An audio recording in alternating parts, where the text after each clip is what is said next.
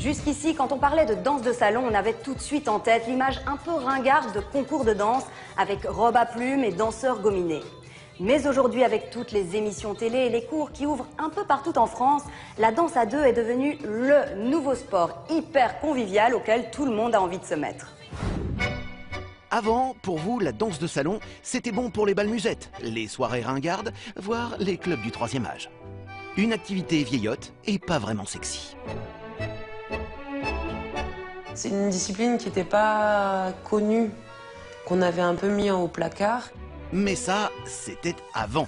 Aujourd'hui, la danse de salon, il n'y a pas plus tendance. Que ce soit à la télé, au cinéma ou dans les clips, tout le monde danse à deux. Du coup, les cours pour apprendre le tango, le paso doble ou le cha-cha se multiplient un peu partout en France.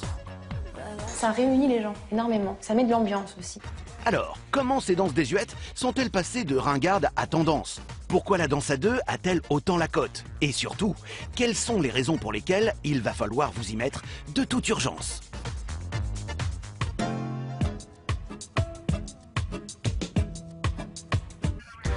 Fovoto est danseuse et chorégraphe. Passionnée par la danse à deux, elle a participé à plusieurs émissions sur la danse de salon et a remporté de nombreux titres dans sa catégorie. Pour elle, c'est clair. La danse de salon est accessible à tout le monde, vraiment. Venez tous danser.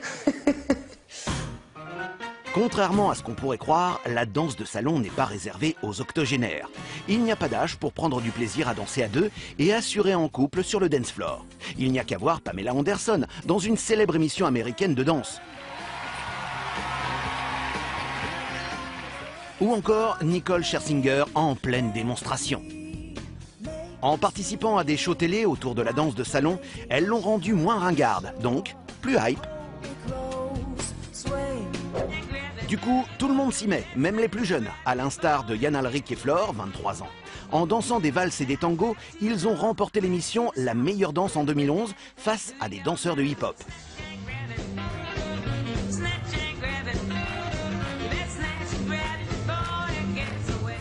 Mieux encore, c'est en dansant à deux qu'Axel et Alizé, du haut de leurs 8 ans, ont gagné la finale d'Incroyable Talent en 2010.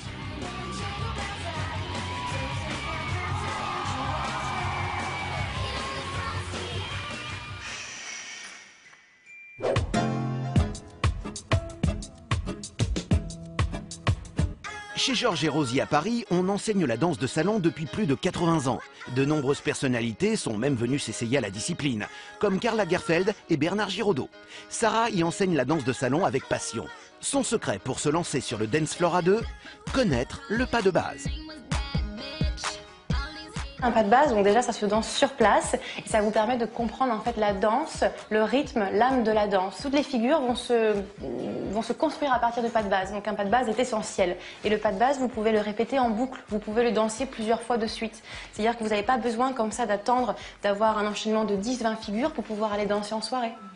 Voici par exemple le pas de base du cha-cha. 2, 3, cha-cha-cha. 2, 3, cha-cha-cha. Vous l'avez? Vous pouvez vous lancer.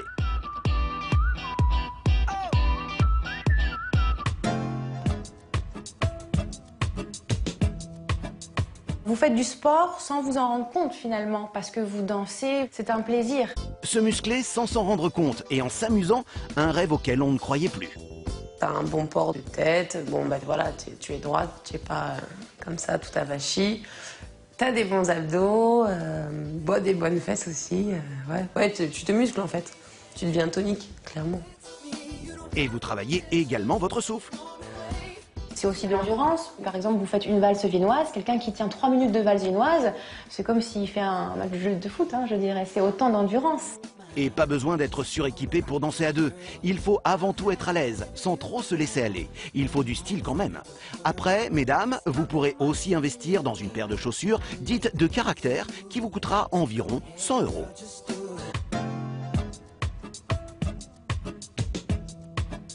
Oui, c'est deux corps qui s'allient, ouais. Ouais, c'est super sensuel. Ah ça forcément, le fait de danser à deux, ça facilite le contact. Avis aux célibataires donc, la danse de salon est aussi un bon moyen de faire de nouvelles rencontres. Vous avez les personnes qui cherchent, qui viennent à la danse pour rencontrer des personnes, c'est vrai, mais vous avez après les personnes qui viennent pour danser et qui, oui, en effet, sans chercher, qui rencontrent, parce que ça rapproche énormément la danse. C'est très intime finalement, c'est comme, je dirais, une mise à nu. Mais si vous êtes en couple, vous n'êtes pas en reste. La danse de salon vous ouvrira les portes d'une nouvelle sensualité. Oui, à travers certaines danses, c'est vrai que la rumba, par exemple, qui est une danse excessivement sensuelle. On est aussi sur des professions qui sont plutôt des professions intellectuelles. Et c'est vrai qu'on n'avait pas trop l'habitude de faire des choses avec notre corps. Donc ça, c'est une nouveauté aussi. Vous l'aurez compris, la danse de salon a tout pour plaire. Pas étonnant qu'elle soit devenue totalement tendance. Comptez entre 15 et 17 € le cours, il y a aussi des forfaits trimestriels ou à l'année. Alors, plus de raison de se priver.